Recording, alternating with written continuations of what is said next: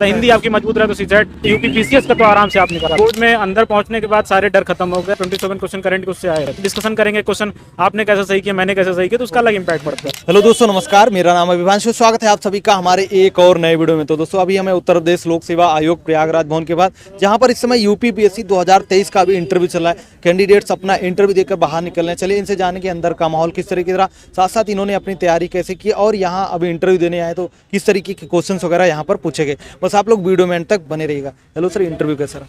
बहुत अच्छा इंटरव्यू रहा है। अच्छा माहौल था वहाँ का। काफ़ी डर था बाहर, लेकिन अंदर जाके बहुत अच्छा मतलब बढ़िया फैमिलियर माहौल था, कोई दिक्कत नहीं हुई। सर आपका नाम और थोड़ा अपने एजुकेशनल बैकग्राउंड के बारे में। मेरा नाम आकाश सिंह है। मैं इलाहाबाद विश्वविद्यालय से ग्रेजुएशन और डॉक्टर राम मनोहर लोहियाबाद विश्वविद्यालय से पोस्ट ग्रेजुएशन ज्योग्राफी विषय से हूँ। से इंटरव्यू स्टार्ट हुआ तो आपके मन में क्या चल रहा था, या फिर आप इंटरव्यू देने आए तब आपके मन में क्या चीज़ें चल रही थी, कैसा हो गई? मैं तो काफ़ी खुश था यहाँ पे आने के बाद, क्योंकि यहाँ आना एक सपने जैसा होता है। तो काफ़ी मैं खुश था, लेकिन तो डर भी थोड़ा बहुत तो था ही। लेकिन बोर्ड में अंदर पहुँचने के बाद सारे डर खत्म हो गए और मैंने अपने हिसाब से जो क्वेश्चन पूछे गए उस क्वेश्चन का सटीक आंसर देने की कोशिश की। जैसा आप एक्सपेक्ट कर रहे थे कि इंटरव्यू हमारा इस तरीके से या फिर इस फ्रेम में चलेगा, उसी तरीके रहा या फिर मतलब थोड़ा अलग था वहाँ पे? नहीं, मैंने सोचा था कि कुछ करंट के मुद्दे उठेंगे, लेकिन बहुत करंट पे मेरा इंटरव्यू बेस नहीं रहा।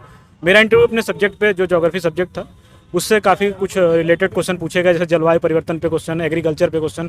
एग्रीकल्चर काफ़ी फोकस एरिया रहा मेरे इंटरव्यू का। मेरे हॉबी पे भी क्वेश्चन, क्रिकेट जो मेरी हॉबी है उस पर क्वेश्चन पूछा गया कि आप बैट्समैन हैं बॉलर। मैंने दोनों बताया, बैट्समैन बॉलर दोनों हूँ।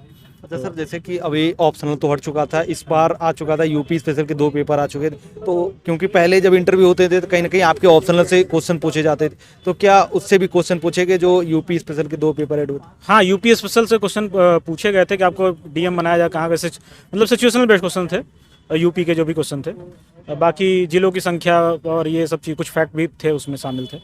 यूपी से थे क्वेश्चन, 4-5 क्वेश्चन यूपी से थे भी। यूपीपीएससी के लिए आपका इस बार कौन सा अटेम्प्ट है? ये मेरा चौथा अटेम्प्ट है, पहला मेंस और पहला इंटरव्यू है। सर आपका होम डिस्ट्रिक्ट क्या पड़ता है? सुल्तानपुर। प्री का एग्जाम अभी 2 महीने हैं, तो 2 महीनों के लिए आपका क्या सजेशन रहेगा कि क्या क्या चीज़ें इन 2 महीनों में हमें एक्स्ट्रा करनी चाहिए? मेरा जहाँ तक मत है, मेरा व्यक्तिगत मत है कि अब बहुत एक्स्ट्रा करने की जरूरत नहीं है। आप अपने जो सोर्स आप फॉलो किए हैं, कोचिंग के नोट्स हो सकते हैं या फिर आप कोई ऑथेंटिक किताब फॉलो कर सकते हैं, आप उसको फॉलो कीजिए। और आप उसमें घटना चक्र के जो फिक्स क्वेश्चन आते हैं, आप जो प्रीवियस ईयर क्वेश्चन है, आप उसको फॉलो करेंगे तो आप अवश्य सफल होंगे, क्योंकि बहुत ही ज़्यादा डायनेमिक नहीं है। वो चीज़ें फिक्स हैं कि वो वही पूछी जाती हैं, सर्कल फिक्स है। जैसे कि पीवाईक्यू तो होता है हमारे पास, लेकिन मतलब उसको किस नज़रिए से हमें देखना चाहिए पीवाईक्यू को?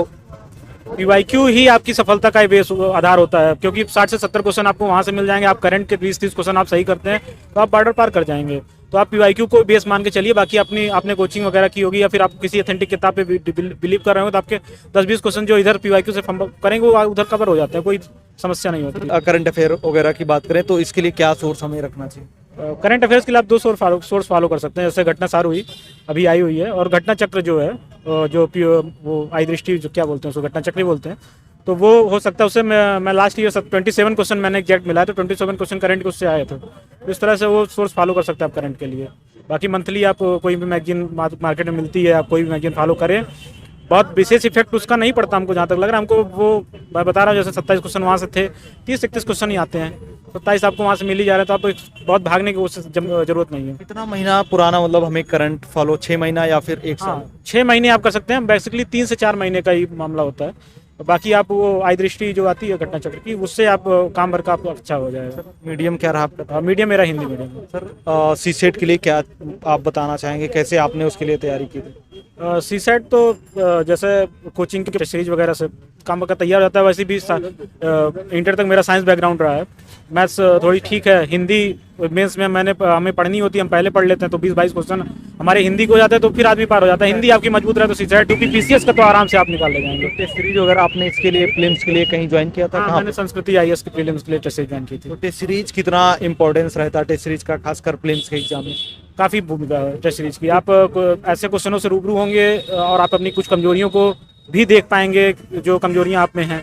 तो इससे ये होता है कि आप ओवरऑल आप अपने फाइनल टचअप आप टेस्ट सीरीज से ही दें तो ज़्यादा अच्छा है। तो क्या मतलब जरूरी है कि हमें कहीं कोचिंग में ही टेस्ट सीरीज ज्वाइन करना चाहिए या फिर बहुत सारे मार्केट में भी टेस्ट सीरीज आते रहते हैं अलग अलग कोचिंग्स के? नहीं नहीं, कोचिंग तो जाने का एक वो है कि आप एक थोड़ा माहौल मिल जाता है, लेकिन आप अगर घर पे भी कर रहे हैं और एक आध दो लोगों के साथ में कर रहे हैं, अपना ग्रुप है तो बहुत अच्छा होता है। हम लोग ग्रुप में ही करते थे तो बहुत अच्छा माहौल होता है उसका, तो उसका बल्कि अलग इम्पैक्ट पड़ता है। आप डिस्कशन करेंगे, क्वेश्चन आपने कैसे सही किया, मैंने कैसे सही किया, तो उसका अलग इम्पैक्ट पड़ता है। सर इसके बाद जो दूसरा फेज होता है वो मेंस का होता है, तो मेंस के लिए आपकी क्या रणनीति रही थी इस बार? मेंस के लिए मैंने ध्येय में टेस्ट सीरीज ध्येय आईएएस में टेस्ट सीरीज ली थी मेंस की। काफ़ी क्वेश्चन रिपीट भी हुए थे, उससे कॉन्फिडेंस भी आया, लिखने की शैली डेवलप हो गई, स्पीड डेवलप हो गई, और बाकी अपना कंटेंट था ही जो मैंने तैयार किया था उससे काम बरका हो जाता है मेंस। सर लिखने की शैली या फिर हम बात करें कि स्पीड की, तो कहीं ना कहीं जब स्टार्टिंग में आंसर राइटिंग लिखना चालू करते हैं ना उस तरीके की स्पीड होती है ना उस तरीके का मतलब शैली हम लिख पाते हैं वहाँ पे, तो उसके लिए मतलब क्या चीज़ें मतलब ऐड करनी चाहिए? मैं इसके लिए कहूँगा कि पहले से आप दो क्वेश्चन जो है आप जो रैंडमली PYQ जो मेंस के हैं आप उठाइए, जो आपका सिलेबस तैयार हो। ज़्यादा ये नहीं कि आपका सिलेबस नहीं तैयार तो आप कॉन्फिडेंस लूज कर जाएंगे। आप जो सिलेबस आपका तैयार हो, दो क्वेश्चन आप पर डे लिखते रहिए, तो स्पीड बहुत मायने रखती है मेंस के लिए। स्पीड और एक्यूरेसी बहुत मायने रखती है, तो आप स्पीड पहले से ही मेंटेन कीजिए, ज़्यादा अच्छा रहेगा आपके लिए। और सर जैसे कि वो तो हमने करंट अफेयर की बात की थी फिल्म्स के लिए, लेकिन यहाँ मेंस में भी करंट अफेयर के क्वेश्चन पूछे जाते हैं, तो इसके लिए क्या सोर्स हमें मेंस के लिए रखना चाहिए करंट अफेयर का? मैंने तो एक ध्येय की बुकलेट आई थी मेंस की, मैंने उसको फॉलो किया था। हालांकि जो क्वेश्चन मेंस के करंट के आए थे वो टेस्ट सीरीजों में लगभग कवर थे, तो उससे मुझे समस्या नहीं हुई। लेकिन ध्येय के जो मैगजीन आई थी उसमें सारी चीज़ें दी हुई थी, यूपी के भी जो मातृभूमि योजना वगैरह थी वो सब दी हुई थी। तो आप लास्ट टाइम वो आती है 15-20 दिन पहले, तो आप उसको कर सकते हैं।